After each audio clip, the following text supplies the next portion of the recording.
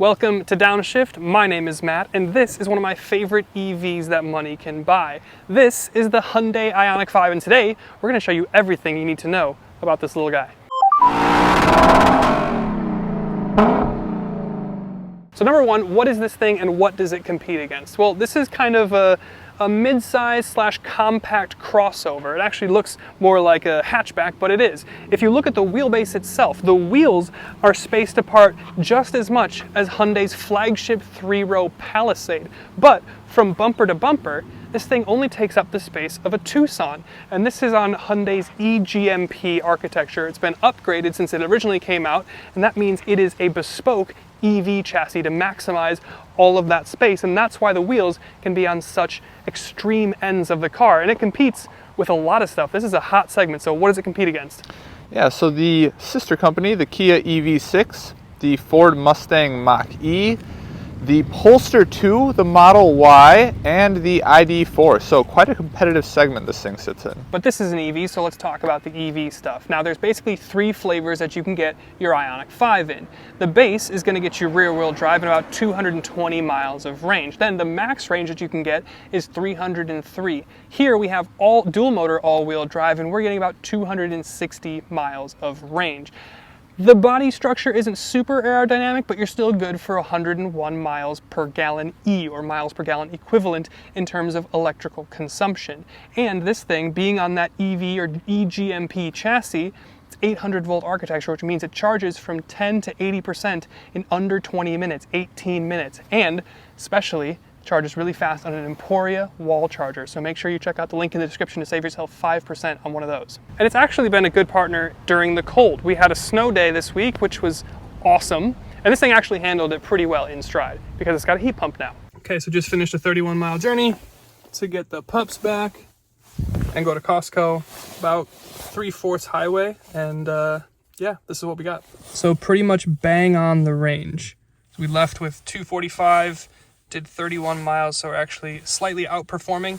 And importantly, again, this is at 34 degrees and with snow on the roads. So there's resistance on the roads, and I'm pretty impressed. This is accurate. This has stayed true. I've been driving with the climate off because I'm in my big puffy coat, but this is going to be an accurate representation when you're seeing it on your dash. But enough of range, let's talk about power. Here you have HTRAC all-wheel drive, which means you have dual motors, one on the front and one on the back. And that means you get 320 horsepower and 446, almost 450 pound-feet of torque. And that means 0 to 60 in as little as 4.5 seconds. And rear-wheel drive is something that Paula will tell you now. Yeah, so the rear-wheel drive, you get 225 horsepower and 258 pound-feet of torque, which is not bad either. It's not that slow. You get more range. But I do want to talk about styling because I think, and I believe you think as well, this is the most handsomest of EVs. I just love the shape. I love the angularity. I love the running lights, the headlights that you get here. Here on this front mustache, come on in here. Come on here, check this out. Look at these little LED strands that you get. You don't see the mustache. If you plug in, this is also a charging indicator, so it'll brick up just like me in high school during math class. Whoa. When it's charging. You've also got active shutters up here to keep the battery and the motors nice and cool. And you come around the front here and you really see just how short this hood is. And then you've got 20-inch rims here. These are the limited exclusive wheels, and they are by far the best looking. Do not at me. You've got these vortice wheel arches. They are silver on every single trim and every single color, no matter what you get. You get the classic Elantra Z cut in here, folding in mirrors. That's a mirror. This is a door handle, which also folds in. And then you can see the rear end. Again, very, very geometric and angular. Annoyance, no rear wiper. That is probably the biggest complaint that I have. Huge annoyance. They say that enough air is going to come down here to wash away. Absolutely no, it's just not true. We just got this cleaned 2 days ago. Yes. Look how dirty it is already. And if it's salt from the snow, forget it. But anyway, it looks like it's a full width digital light bar. It's not, it's just here and here. You do get a very thin LED strand that goes all the way across, and every single Ioniq 5 I've ever seen has white lettering for the rear. You also have the reverse LEDs are right here. And remember, the charging indicator doesn't brick up in the back. Weird.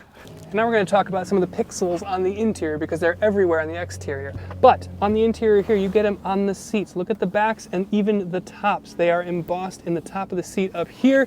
You've got it on your steering wheel up here. It's just 4 little pixels here. I believe it's Morse or I don't know, Braille. Or it somehow represents H in some sort of language somewhere. I'm not really sure. On the kick plate here, you've got the cluster. What is that, 5x5? Math, that's 25 pixels right there. And then on the door card itself, not just on the front, but in the rear as well. And this charging door, I have a particular relationship with because it is almost impossible to open when it's closed. I'm going to close it here. Now you have the key in your pocket. You're standing this close to me. If I push it, it's not enough. I'm going to really push. You have to like push the crap out of it. Anyway, it opens. And you get an adapter when you buy this car. You plug the adapter in here and you can charge anything that you want. You can charge a microwave. I don't know if you charge a microwave, but you can plug it in. You can charge your phone, your laptop, whatever. If that's not good enough for you, you can go into the rear seats and right on the floor, you have a little charger at the bottom as well. Where? Oh no. Oh, I think I got it now. Okay. I'll probably just let B-roll in. No. I'll just put technical difficulties on the screen. Wait, I found it. There it is. There it is. Did you get it? Yep. Did you record it? We found it. Peekaboo. That's good. Wow. Ah! And on the interior here, you have these massive screens, 12.3 inch, 12.3 inch, and a head-up display. This digital gauge cluster is pretty cool. It's nice, it's got a lot of information here.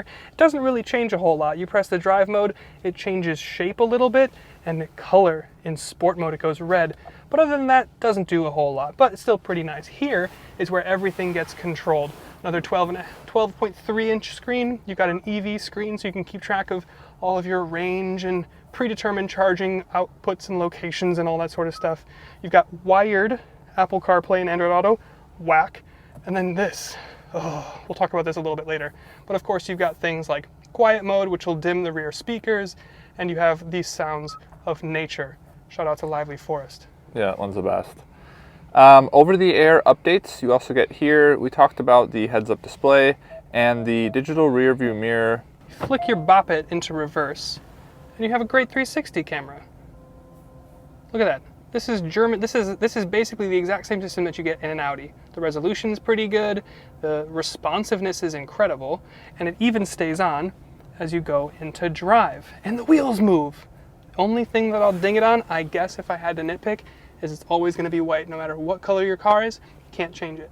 Then we're going to talk about these seats. We talked about the pixels already, but they're also heated and cooled, and you can control that through this little button right here. It's not a typical heated or cooled seat button. You have to go to warmer here and select it in your system. And if you press up, it's going to go to 3, and then you have to go down, which is a bit annoying. You also got a heated steering wheel, and we have some thoughts on that. Yeah, I think it's like they did so much stuff, great stuff on this car, but to call the button that you mess with your heated and cooled seats and your heated steering wheel warmer just seems a bit silly to me. That's also how you get to the cooled seat option. Right, which just seems a little strange. The question that I'll pose to you guys all in the comments is, would you rather have it this way, where you can still access your media and everything, or would you rather have it like you do in the EV6, where you've got 2 toggles between all of this being media related, or all of it being climate related, versus here you kind of have a little bit of the best of both worlds with a minor annoyance here. I think one other thing that I will say that is a minor inconvenience is these LED screens right here that have your temperature do not work well with polarized glasses, so you can't actually really see what the temperature is at or what the fans are doing. Yes, it will reflect it in your screen up here, but good thing to note. And Paolo's going to tell us everything that you need to know about the rear seats. Yeah, so they are quite spacious. You obviously don't have the transmission here, so you have a lot of room here down by your feet, a lot of good knee room. Your headroom is pretty good, and you also have this awesome pano sunroof, which looks great. It's similar to the Mach E, but you can actually close this, which is nice. In the Mach E, you could not. It closes in the middle. You have weird. USBs here and no vents right there, but you do get vents on the side of the doors, which is really nice. You do have some LED lights around the speakers. And I'm trying to think if there's anything I missed. Oh, you also have privacy shades back here, which is nice. You only get this in the limited trim that we have now. And you don't get rear heated seats here. No. Which you did in the last EV6 I tested. Yes, no heated rear seats. You also have the ability to kind of recline this a little bit. Because we have the privacy in the trunk, you can't go further than that bar, obviously, but if that were to be removed, you could go a little bit further back. I want to talk about storage and specifically the trunk. Now it is powered, which is great. It is lower, so your hand will get a little bit dirty in the winter months and some other times, but you open it up, it's not a huge trunk, honestly. It's reasonably spacious, it's still practical, but it's not huge. You do get some additional storage under your floor here for something like your portable charger and your tire fixing kit, but ultimately it's not a huge space. I think the only thing that competes against it that has a smaller trunk is the Polestar 2 and maybe one other thing. But we're gonna go around to the front. I don't know why I've gone this way because I need to open the hood, which is on the driver's side. But I guess I can just tell you and lay over a B-roll clip because you also do get a little bit of a frunk. You're not really gonna fit much in there aside from your charging cable, but you get one. And the storage goes further than just your frunk and your trunk. You also have a load of storage inside here. Now, like Paolo mentioned in the back, you also have a completely flat floor in the front here. And you have this massive bin that you can fit water bottles of really any size. You've also got USB and a 12-volt outlet right here to plug stuff in. But then there's your center console. Now, it still has some covered storage and Drive Shop's red lighter, but you also have this big cavernous area that's totally open to store more things. You've got cup holders, you've got chargers here, and a wireless charger. This is a little bit low for me, but I mean, you really shouldn't be on your phone anyway. But it's a nice big space here, so you can store a bunch of stuff. And a glove box. Whoa. And around back again, I want to talk about what we don't have here, but that's a tow hitch. Now, you can get one installed, and this thing, maxed out with the dual motors, will tow 2,300 pounds, and that's pretty good. The Honda CR-V, the gas equivalent, is rated at about 1,500 pounds. Maybe it's even 1,000, I don't really remember, but the RAV4 is 1,750, and you hear all this talk about how EVs can't tow anything, and maybe they can't tow it far, but they have the muscle to tow stuff. And then there's your shifter, which is more of a bop it than a shifter. You flick it and push it, and you flick it all the way down for reverse, half flick for neutral, again, same thing, forward for neutral, and then all the way for drive, and then push in the end for park. And then I'll direct your attention to this half of the steering wheel right here. This is all of your autopilot controls, and we constantly praise Hyundai for having a great system, and it's great here as well. Your lane keep, your adaptive cruise, everything works super well. It's a capacitive touch steering wheel, so you don't have to jiggle the steering wheel to keep it from yelling at you. You can just lay your hand here, and it will even auto lane change for you. It is very hesitant though. It's going to take its time, but it will do it. So your drive mode will correspond with the ambient light. So sport will be red, eco I think is green, and then normal is blue. If you unselect that, you can set your own individual color. And you have a bunch of different ones. I like Aurora purple personally, but there's also sunrise red, freesia yellow, I don't know who names these, orchid green, jade green. Actually, jade green goes hard. So that's where they show up, and then also look at the difference between moon. Look at the difference between moon white and polar white. It looks way more different on the camera than it does in real life. Yeah, in real life they look very similar. And you can set a custom color in here with this wheel, so you can select whatever you want. You can't have it change though. One color only. One color. And we talked about the pixels, but there's another pattern going on in here. You can see it in your speaker cover. You can also see it on your dead pedal, your brake pedal, your gas pedal, on your cup holders, in your center console, in the back seats, on Paulo's face. Wow. And also in your trunk. Yep. 3, 2, 1. And you've got all these seat controls here, but you can see I have a little footrest here. If you hold this button, you'll go into recline mode, and then you can just hang out while you're charging for that 20 minutes or whatever it is. But there's also some interesting stuff going on here. We talked about the fact that you don't get a rear wiper here, but I do like the wiper controls that you get in the... Now, see, give me the key. But I do like that you get a reflection of what your wipers are set to on your screen. So you're not looking down trying to read this text on your stock. You can see exactly where it is. I like that. I'm still reclined and it's uncomfortable. Oh, this the magnet. Yeah, it's right here. Oh, I should have known that. And you've got this speaker looking thing right here, which actually isn't a speaker, but it's a magnet for some reason. I think the best thing you could put there is probably your sunglasses. You could get a little hook for them because there is not an overhead piece for it. I guess you could use all the center console room, but there's a lot of other stuff you can get here. I saw some cool ones. There was like a Post-it note and a pen. Yeah. I don't know why that kind of... Oh, a succulent. You can get a little succulent plant here. You can name it McFrugus. Yep, McFrugus. Yeah, pretty cool. Now the last thing we're going to talk about is price. Now, you can spend as little as $41,600. It'll get you a rear-wheel drive and the 220 miles of range, but as tested with all-wheel drive and all the bells and whistles, this thing comes in at $58,000, which is expensive, but it's also competitive. But now we're gonna grab the key and go for a little drive. Ioniq 5. It's not slow. No, it's not slow. It doesn't make any noise. I know. Well, there's like a slight little Tron noise. Yeah, it's like actual motor noise. Yeah. It's like nothing fake or pumped in. Nothing pumped in, right. Like the EV6 sister vehicle, you can program or you can choose from like 3 different sounds. And they all sound like crazy and weird. Like I'm not saying it's better, but like there's nothing here. Yeah, I know. That was one thing that I thought, I guess I'll just love this thing, but if there were 2 things that I do not like, that I don't like how you can't customize the sound, and then the rear windshield wiper. Yeah. But outside of that, I love this thing. I feel and like... the warmer button. Yeah, and so sorry, there was 3 things. 3 things. But that's it. That's not bad for a car. No, yeah, to have it 3 is. things that you're like, nah. I think exterior, like people really, really like the way this thing looks from the exterior, and I think it has a lot to do with the LED headlights, the LED tail lights. Yeah. Kind of the shape is unique. Like it's like so cyberpunk. Right. It's just so different, and that's I think what speaks to me. Like that's why I want one. It's just like it looks so much different than anything else on the road, and I just like it. It looks like a Lancia, Delta Integrale. It looks like a cube. It just looks crazy. And then on the interior, it's huge, and the damping is soft, and the ride is comfy. The power in like normal and eco mode is super smooth. It's just easy to drive. Like the visibility, I got in and I sat there and I was like, I'm sitting up really high. It's like, no. The dash is just really low. Really low. And the hood is so short that you can just see like if I don't know, you can see everything. I know. The visibility is really good. The driver assist features are really good. I think the on the highway driving is awesome. They have it programmed so you don't really need minimal input from you. You just kind of need to rest your hand on it. Love the 2-spoke steering wheel. I will say the driver assist feature, the when you try and change lanes when you're under the support of the system, it doesn't really work that well. It sometimes second guesses itself if it's going to go or not. Yeah, it's very hesitant versus like the BMW system was much more sure of itself. Yeah, but that was really my only gripe with that. But I think the seats are really comfortable. It rides really nice. It's soft. Yeah. Yeah, I mean, there's really nothing that I'd like.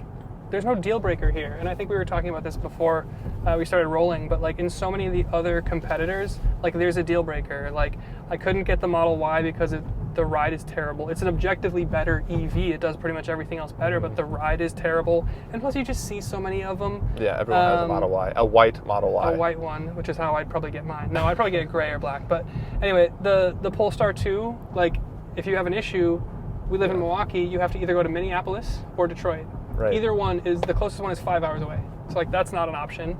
Kia EV6, I like that thing. It's basically the same as this, but the roofline is so much more tapered that I can't wear these melon hats because my nub here will hit the roof not or as rub on the roof. Inside, yep. Yeah, Toyota BZ4X, lol.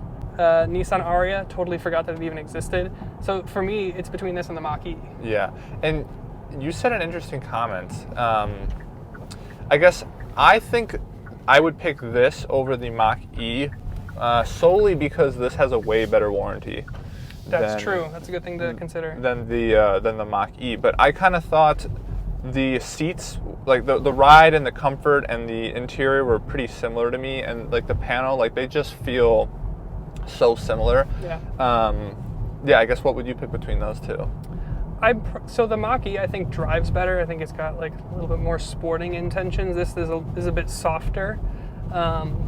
I think this looks better subjectively too. Yeah, I think that's kind of what it comes down to for me. Like you're not going to make a bad choice with either one of those. I think for me I lean with this just because I like the vibe, I like the look, I like the kind of weirdness. And I don't know, I've just been like attached to this thing since it came out. I really liked it on the first drive and I still really like it today. This thing is good as well. I think if I was in the market for an EV, this is kind of where my journey would start and end. Yeah, I think so. I think this is it came out as the strong. I mean, it's won every award basically since it's come out, and I can absolutely see why. So yeah, again, thank you to Michelle and Hyundai and you for watching, and we'll see you in the next one, hopefully in an N.